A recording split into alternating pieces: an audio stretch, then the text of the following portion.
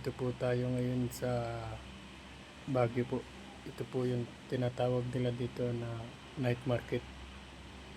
Ang dami nyo pong mabibili dito guys. Sari-sari po na bilihin, sapatos, pantalon, sombrero. Ang mabibili nyo po dito sa night market po nila dito. Ito po ay dito po sa may highway po nila dito guys. Ayan o, makikita po natin kumakanta po yung si Kuya o. Pinidyoan ko po para ma-share ko lang din po sa inyo. Sa mga presyo nga pala dito ng bilihin, parang ganoon din eh. Di rin lalayo dun sa bilihin dun sa Manila. Pero total, nandito na kayo. Nasa sa inyo po yan kung gusto nyong dito kayo bumili. Nag-drop by lang po kami dito guys kasi meron po kaming dineliver dito sa Baguio, kaya dito na rin po kami nag-stay. Pero doon po kami natulog sa aming sasakyan. Hindi na po kami nag-check-in guys. Nag-pass by lang po kami rito na kapag-deliver lang po kami.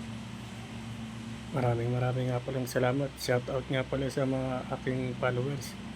Maraming salamat po sa inyo sa pagsuporta nyo sa hashtag Biyahe ni Oblak, yung may YouTube channel ko po guys. Ayan po, pagkatapos po namin magmamasyal, ayan, pumili po kami ng pagkain dito. Ito po yung street food nila dito na binebenta po sa halagang 70 pesos lang. Meron ka na dito na dalawang ulam. Masisiyahan ka na po doon sa street food nila dito guys. Pero ang oras po ng street food dito, alas 9 pa po ng gabi, kaya inintay pa po namin magbukas sila. Kaya naggala-gala muna kami kung saan dito guys. Ayan, napakasarap po ng pagkain nila. Ayan, makikita nyo guys. Dami pong kumakain sa street food nila dito. Napakamura naman po nung pagkain nila dito, kaya masisiyahan naman po kayo kaysa pupunta po kayo doon sa mga restaurant. Dito na lang po kayo sa street food nila dito sa halagang 70 pesos lang po. May dalawang ulam na kayo guys. Bahala na po kayo kung ano po yung gusto nyong ulamin. Ayan po yung lutong bahay dito na binidyoan ko po para magkaroon po kayo ng idea kung ano po yung tinitinda nila dito guys. Ayan, papakita ko po sa inyo saglit lang po. Ayan na po, ayan po yung mga pagkain nila dito. Marami po kayong pwedeng pagpilian sa halagang 70 pesos lang. May dalawang kanin ka na. Ayan po yung presyo nila guys 80 pesos, 70.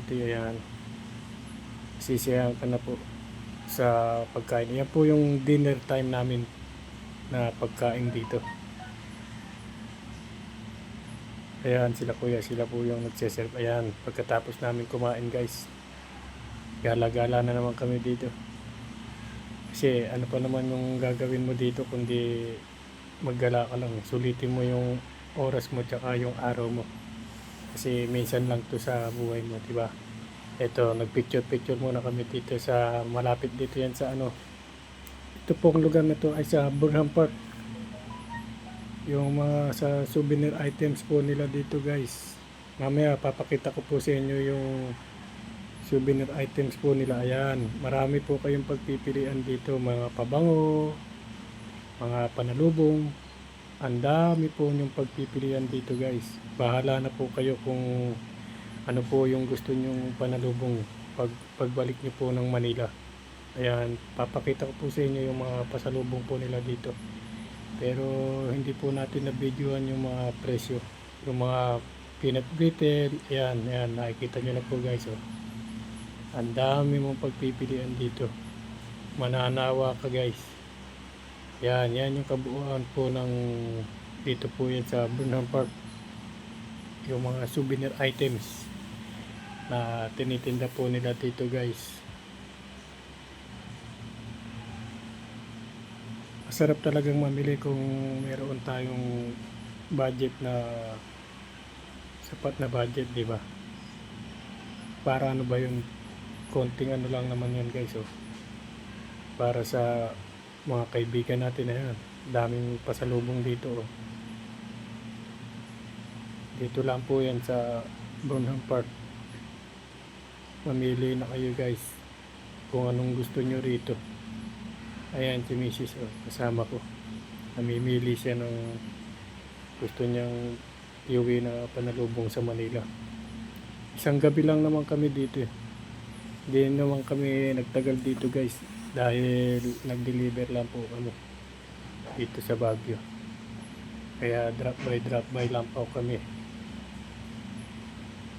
Kaya maraming salamat po sa aking mga followers. Sana po kayo magsawa sa pag-subscribe, like and share po ninyo yung aking #Biyahe ni Oblak, my YouTube channel. Maraming salamat po sa inyo. Hanggang sa muli.